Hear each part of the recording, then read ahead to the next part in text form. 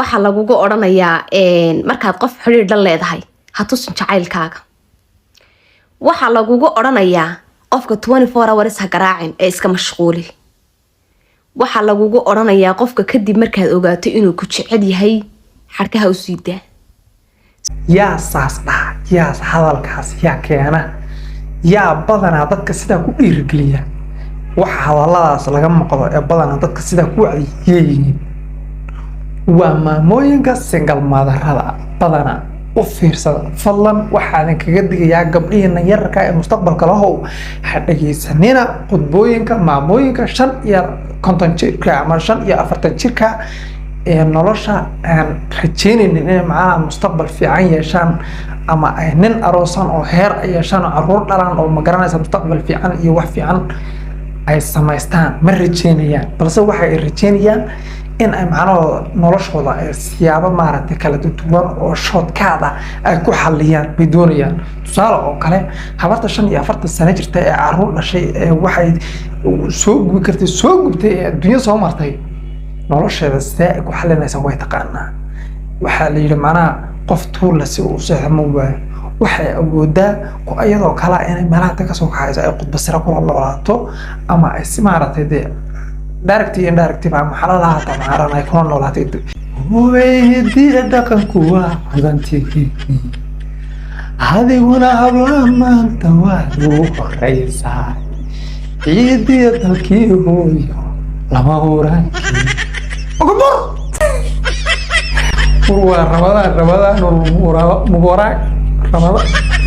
رمضان مبارك صاحب بيال مال كستو الدنيا ذاك تشوفته وحن رجينيا أنا سبسكرايب إذاعته عاد ماشي إيكال كعسو أد ما صنطة بقول كيا بقول إن ما أنت وحن دونيا إن الرياكشن نكبح إنه فيوغن أن سلوا ضونا معنا قروح ضبطن dadka Soomaalida markay noqdaan dad waxa ku motivational speaker ah oo dadka yacni gubaabiyo oo dhiirigeliyaan markay noqdaan waa dadka kaliya dadkooda jar ka tuura. yes xaqiiqda wallahi billahi tawaa somo ka rubay shaqo xaqiiq oo way arag waxyaabo badan oo aan arkaan soo joogay bay aragtaa ilaahay gu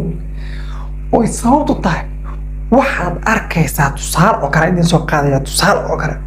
TikTok markaad gasho wax dadka live ka soo gala badana waa dumar u fiirso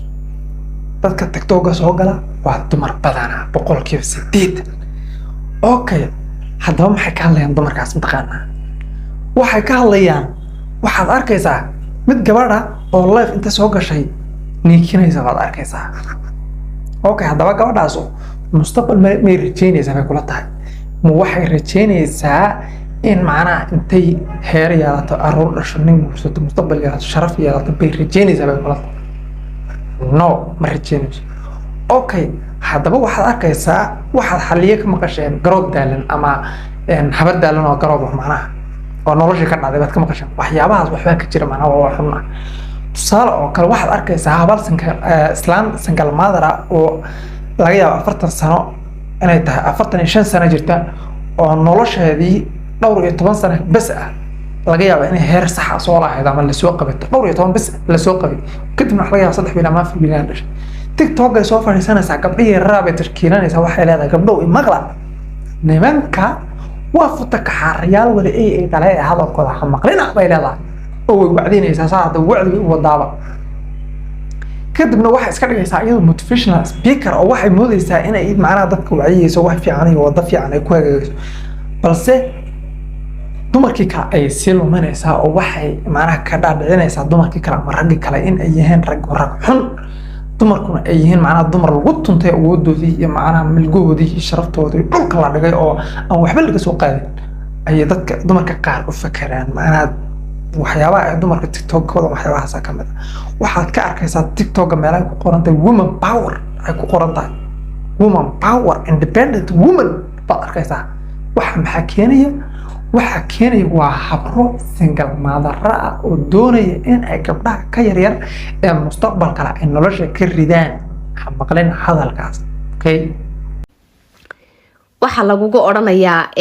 markaad qof xiriir la leedahay ha tusin jacaylkaaga. Waxa lagugu oranayaa qofka 24 hours ha garaacin ee iska mashquuli. waxaa lagugu odhanayaa qofka kadib markaad ogaato inuu ku jecel yahay xadhkaha u sii daa. saas dhaha yaas hadalkaas yaa keena yaa badanaa dadka sidaa ku dhiirigeliya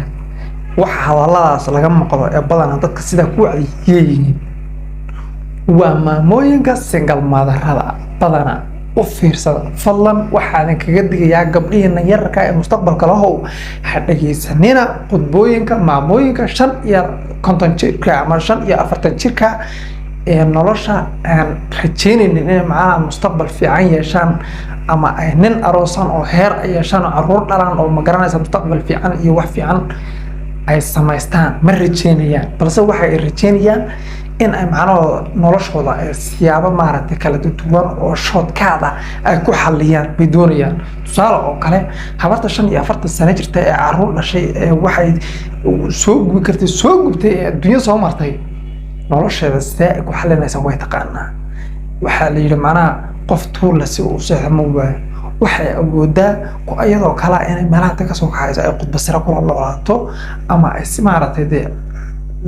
directive ama xalalaha tamaarana ay kuna noolaatay iyo awoodi kartaa marka gabdhaha yararka ee mustaqbalka lahow waan idinka digayaa ha maqalina waxaas oo kale okay si uu in badan u dareemo yacni adiga inuu baahi fara badan kuu qabo waxaa lagu odhanaya cirkaad gaadhi kartaa waa duuli kartaa balalbaad yeelan kartaa balaa balaa deetana Soomaaliya draafka dhulka ku dhufatay guuldaray ku wada sugan yihiin deedna wada depression baa ku dhacay waliba major waxaa lagu leeyahay ninkan markuu ku jeclaado cirkooga baxo xarkaa u sii daayo dhulkooga macnaha kusoo laba dilaamee waxaa lagu leeyahay isu qaalisiiyo ninkaan isu jilcinin macnaha gabadh kale markay jeceshahay macnaha ninkeeda ama nin kale ay jeceshahay ama nin macnaha qofka macnaha iyada xiriirka ay la leedahay si dhab ah oo lillahi u jeceshahay oo halkaa aan laga yaabay inuu khiyaamo iyo waxyaabo ma garanaysa inta mar ay soo galin gabadh ugu dhow ayaa waxay sameynaysaa waxay kula talinaysaa inay dhacdo ninka dhulka soo dhigin ninka isu qaali muxuu ahaa isu qaaliysi maxaad muxuu ahaa haduuna dahab ku gadayna haduuna maxay ku sameynayna ninka dahab iga dhaho maxay horta dahab in la isu gado maxuma laakiin loo qof ay soo afkartaa ma fiican fahmaysa laakiin waxyaabo gabadh ayna jeclaan oo aan maskaxda ku jirin ayaa macnaha waxa ku wacdinaysa macnaha tu kale oo laga yaabo in dadka dad ugu dhawaad ay tahay ama dadka saaxiibada runta ay tahay iyo ku wacdinaysa waxa ay leedahay ninkan ayaa marba hadii uu isaan ku sameeyeen ninka dhulka muxuu suqaariysi maxay ka talinaysaa in ayna macnaha gabadhan ayna nolol iyo mustaqbal fiican samaysanin ayay kula talinaysaa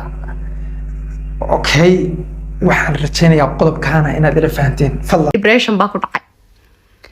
ilaaha kugu dhaariyay qof dhan oo kuu heelan oo ku doonaya marka xarkaha u sii dayso yaa ku tirada aan busy ad ku tira shaqan walaal ku jira ma shaqo 24 hours lagu jiraa baa jirta tira shaqan ku jira ee shaqo ku farax kugu dhaceed marka duurkii soo rawaxda aad seexato dhag adlaad wada message-kiisa ka subax wanaagsan baby lagu soo qoray casarkii horta waxaan dareemayaa inaad macnaha ila dareemi doontaan haddii adigu aad leedahay macnaha qof aad ma garanaysaa friend saahado ama qof aad iskala hadasho oo macnaha saaxiib aad ka dhigan kartaa ama la xiriir adigu relationship ama xiriir dheer haddii aad samayso oo ay ku dhaxda gabadhu waan mashquulsanahay waan shaqaynayaa waan jiifay taleefka laga taamcineedu waxay tahay laguma jecla okay haddii adiga lagu jeclayn oo adiga lagu adag yahay oo adiga lagu adkaynayo wax kastana waxaad ogaataa ninba agtiisa wax walba easy kata hadda adiga waxaa la iska ka dhigayaa buurti daalaad ama buurti karamardad baa la iska ka dhigayaa adoo nin raga oo qiimo leh oo wax kasta awooda baa la iska ka dhigayaa nin baa la iska ka dhigayaa balaayo buurti daalaad baa la iska ka dhigayaa kadibna waxaa laga yaabaa ku xun oo daciif oo maskiin ah oo alihiiba leeyahay oo laga yaabaa inay waxba awoodaan maskiin leh baa laga yaabaa inay agtiis ay ka tahay biidho alla maxay Allah fuck saaxiibada u tagto habeenkii aad jiim tagto aad habeenka dambe ugu soo jawaabtaa I'm sorry qofku waa anigoo kale weeyaan gabadha iyo ninkuba deedna 4 cisho 5 cisho marka lagu raadiyo how was your day marka lagu soo qoro baby subax wanaagsan see tahay yes waxaa laga yaabaa inaad adigu wanaag intaad oola imaatay gabadhan iyo fiicnaan iyo wax kasta intaad oola imaatay iyo jacayl wax kasta intaad oola imaatay oo aad dareensiisay laakiin ay ku dareemi weyd oo ay ku soo jeedsan weyd sababtoo ah nin bay agtiisa wax kala ka tahay mogtahay kadibna ninka asaga maalinka ay kala tagaan ayaa wax lagu soo qorayaa how are you see tahay maxay ka dambeeyay ma joogto ma noolay brother salaam calaykum waxaade kulli waxyaabo badan waa ay jiraan waxyaabo badan oo aan soo wadaa oo gabdhaha waxaan rabaa gabdhaha badan baan doonayaa inaan karbaasho ma fahanteen galabtana haddii galabta ama caawo dad baan live soo galayaa waxaan doonayaa dad badan inaan karbaasho aad iyo aad uga mahadsan daawashada fiidiyowga xiga